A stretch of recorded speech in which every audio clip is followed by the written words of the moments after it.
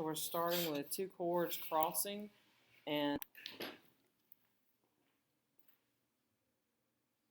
so number 3, you're looking at two tangents, or a bunch of tangents, and so every corner that touches two tangents, they will match. So starting in the 7 corner, it's going to have 7 and 7. It's matching. The 10 and 10 will match. Just an easy match in that corner. Then you got to start looking at the combined pieces like 16. 16 is a combination of 6 plus that 10. So we just subtracted it and got 6. 6 plus 10 makes 16. And the same thing happens with the 15. You're going to have 7 already, so we need 8 added to 7 to make 15. Bring that 8 over to the z part, bring the 6 over, and they add up for that whole thing of z to be 14. On number 4, you have parallels, and the space between the parallels matches. So if I've got W, I'll have W on the other side. Then you got your diameter, which always shows you 180 degrees. So all you need to do is say, I need 180. I already got 150. Subtract it, 150, and you get 30.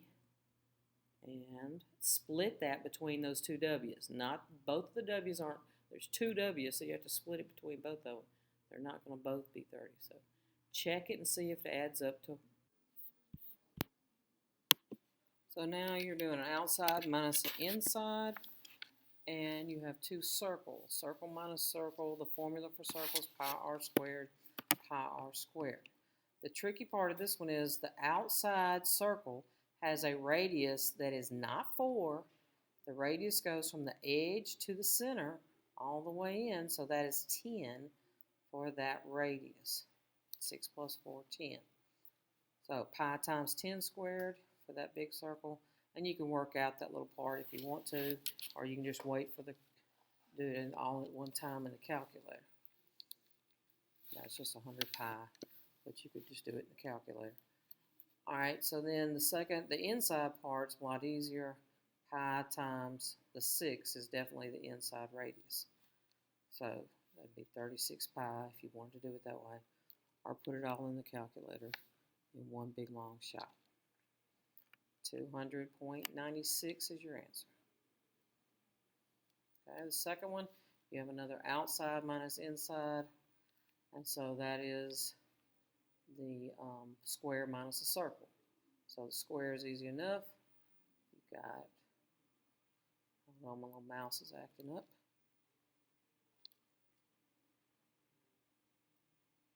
Square, base times height. And remember, both sides of the square are going to match, so 12 and 12. So that'll be 12 times 12, 144. Now those are going to be not added. Those are going to be subtracted. The inside is going to be subtracted from that. So on the inside you have pi times radius square for your circle. Like I said, my mouse is messing up. And so we don't have a radius on the drawing, but you can figure it out. It will only be halfway across. 12 is the whole thing to match the top, but that's the diameter.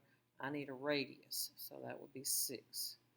And then you can put that whole line right there in the calculator and get your final answer, or you can do like 36 pi. Leave it like that, but the whole thing in the calculator, 30.96. 180 for that half. Each W would be 15. So on our next one, we are looking at two sectors. Now sectors look like pieces of pie, and so they have a different formula, and you use the sector area formula. However, your degree over 360, 100 is not the shaded degree. I want the shaded degree, not the 100. So I need that part that's shaded, and that's sitting on top of a straight line, 180. Subtract 100, and you'll have 80 for your degree. So 80 over 360 times pi. And on your paper, I left off by accident the 16 that's going to be the diameter. It's right in the middle. So that's a diameter. So on your formula, look at it, you need a radius on the end. So radius squared, so that would be 8 squared, half of that, 8 squared. All right, and put it all in the calculator, 44.7. All right, same kind of problem on the last one there. You got 50 degrees is not shaded. I need all the rest of it. So that's not a straight line, but a full circle. 360, take off 50, leaves you 310 for your degree over 360 times pi times. Now you have a 10 for your radius. So that works out that way. On the next one, you're looking for the length of CDE. That means you're not doing a sector, you're looking for the length, and it is an arc length formula. That's an arc CDE. So the arc length formula, you're using that big arc right there. So that formula is different. Degree over 360 times pi times diameter. Totally different formula when you're finding the length. So the degree is easy enough, 230. That is the part we want. And the diameter is not 16.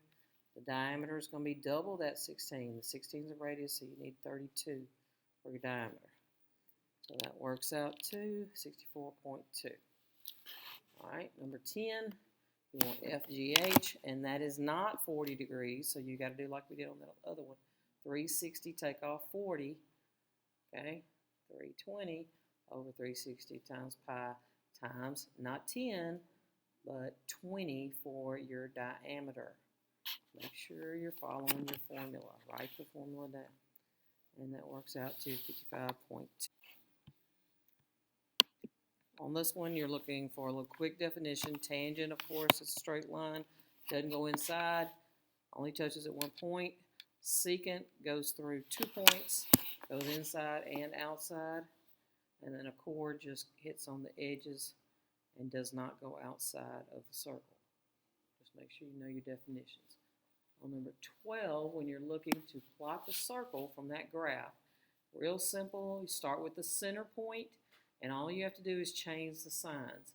You have an X number and you have a Y number, and when you pull them out of the formula, you change the signs. So we'll have positive 5 and negative 4.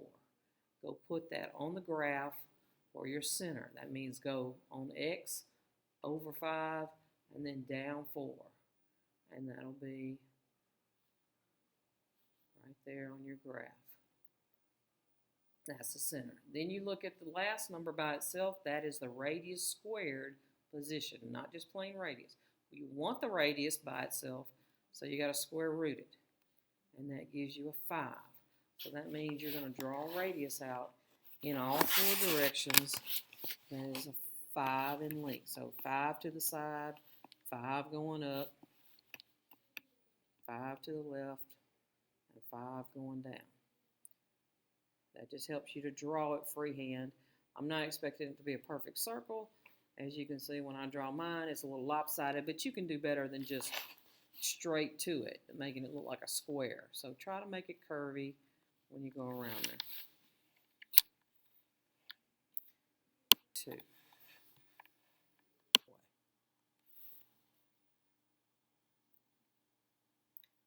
270.4. All right. And then finally, pick out the center point of A. That's easy enough. What location? That's positive 4 on X, negative 4 on Y. Went over 4 and down 4. What is the radius? Count it up.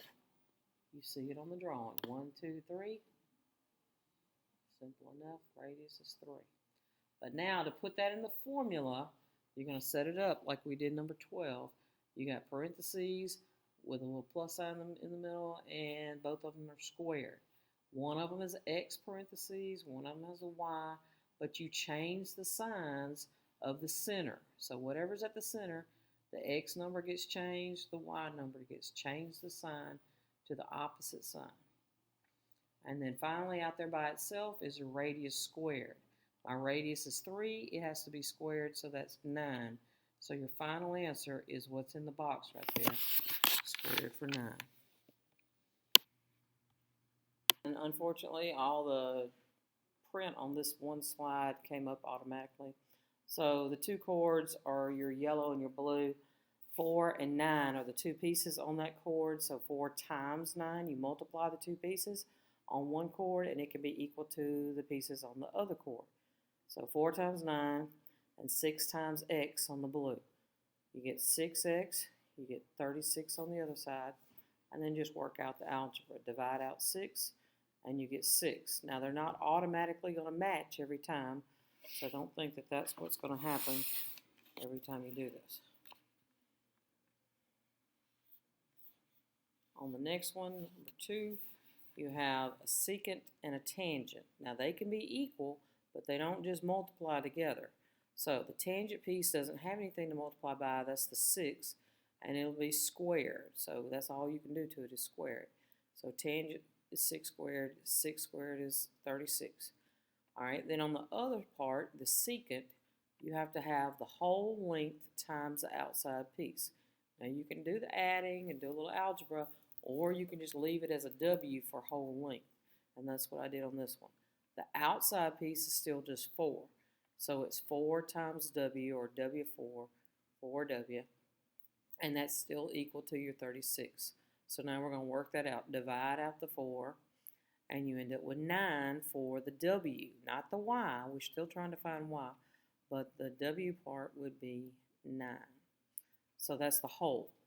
W is the whole. So the whole length of that segment, the secant, is 4 plus Y. The whole thing is 9. So 4 plus something makes 9, and that would be your 5.